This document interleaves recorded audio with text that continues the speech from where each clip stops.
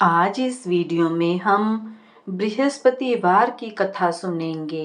देवगुरु बृहस्पति को बुद्धि और शिक्षा का कारक माना जाता है।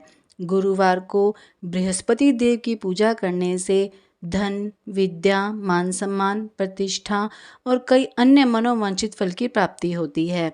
धार्मिक ग्रंथों के अनुसार गुरुवार को भगवान बृहस्पति की पूजा का विधान है। गुरुवार के दिन व्रत और कथा सुनने से घर परिवार में सुख समृद्धि बनी रहती है। गुरुवार के दिन पीले पुष्पों का प्रयोग करना चाहिए। भोजन भी चने की दाल का होना चाहिए और नमक नहीं खाना चाहिए। पूजन के पश्चात कथा सुननी चाहिए। इस तरह के व्रत करने से बृहस्पति जी अति प्रसन्न होते हैं। स्त्रियों के लिए यह व्रत अति आवश्यक है। इस व्रत में केले का पूजन होता है। आइए सुनते हैं बृहस्पतिवार की व्रत कथा। किसी गांव में एक साहूकार रहता था, जिसके घर में अन्न, वस्त्र और धन किसी प्रकार की कोई कमी नहीं थी, परंतु उसकी स्त्री बहुत ही कृपण थी। किसी भिक्षार्थी को कुछ नहीं देती, सारा दिन घर के कामकाज में लगी रहती। एक समय साधु महात्मा बृहस्पतिवार के दिन उसके द्वार पर आए और भिक्षा की याचना की। वह स्त्री उस समय घर के आंगन को लीप रही थी। इस कारण साधु महाराज से कहने लगी कि महाराज, इस समय तो मैं घर लीप रही हूँ, आपको कुछ नहीं दे सकती, फिर किसी समय आना। साधु महात्मा खाली हाथ चले गए। कुछ दिन के पश्चात वही साधु महाराज आए। उसी तरह से भिक्षा मांगी। साहूकारनी उस समय लड़के को खाना खिला रही थी। कहने लगी, महाराज, मैं क्या करूं, मेरे पास आज भी समय नहीं है, इसलिए मैं आपको भिक्षा नहीं दे सकती।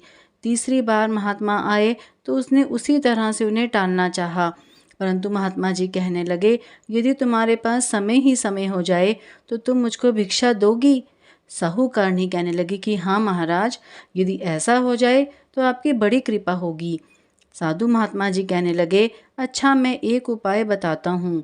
तुम बृहस्पतिवार के दिन चढ़ने पर उठो और सारे घर में झाड़ू लगाकर कूड़ा एक कोने में जमा करके रख दो। घर में चौका इत्यादि मत लगाओ।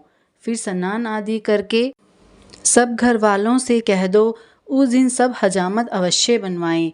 रसोई बनाकर चूल्हे के पीछे रखा करो, सामने कभी न रखो। सायंकाल को अंधेरा होने के बाद दीपक जलाया करो तथा बृहस्पतिवार को पीले वस्त्र धारण मत करो, न पीले रंग की चीज़ों का भोजन करो। यदि ऐसा करोगी तो तुमको घर का कोई काम करना ही नहीं पड़ेगा। साहूकारनी ने ऐसा ही किया। बृहस्पतिवार को दिन चढ़े उठी, झाड़ू लगाकर कूड़े को घर में जमा कर दिया। पुरुषों ने हजामत बनवाई, भोजन बनवाकर चूल्हे के पीछे रखा। वह सब बृहस्पतिवारों को ऐसा ही करती रही। अब कुछ काल बाद उसके घर में खाने को दाना ना रहा। थोड़े दिनों में महात्मा फिर आए और भिक्षा मांगी, परंतु सेठानी ने कहा, महाराज, मेरे घर में सब कुछ था, तब भी मैं आपको कुछ नहीं देती थी। अब पूरा पूरा समय है, तब भी मैं कुछ नहीं दे रही हूँ। तुम क्या चाहती हो वह कहो। तब सेठानी ने हाथ जोड़कर प्रार्थना की कि महाराज, अब कोई ऐसा उपाय करिए कि सब कुछ पहले जैसा हो जाए। तब महात्मा जी ने कहा, बृहस्पतिवार को प्रातःकाल उठकर स्नान आदि से निवृत्त होकर घर को गाय के गोबर से लीपो तथा घर के पुरुष हजामत ना बनवाएं। भूखों को अन्न जल देती रहा करो। ठीक सायंकाल दीपक जलाओ। यदि ऐसा करोगी तो तुम्हारी सब मनोकामनाएं भगवान बृहस्पति जी की कृपा से पूर्ण होंगी। सेठानी ने ऐसा ही किया और उसके घर में धन धान्य वैसा ही हो गया जैसा कि पहले था। इस प्रकार भगवान बृहस्पति जी की कृपा से अनेक प्रकार के सुख भोग कर दीर्घ काल तक जीवित रही। बृहस्पतिवार की कथा पूर्ण हुई। आप मेरे चैनल को लाइक, शेयर, सब्सक्राइब करना ना भूलें।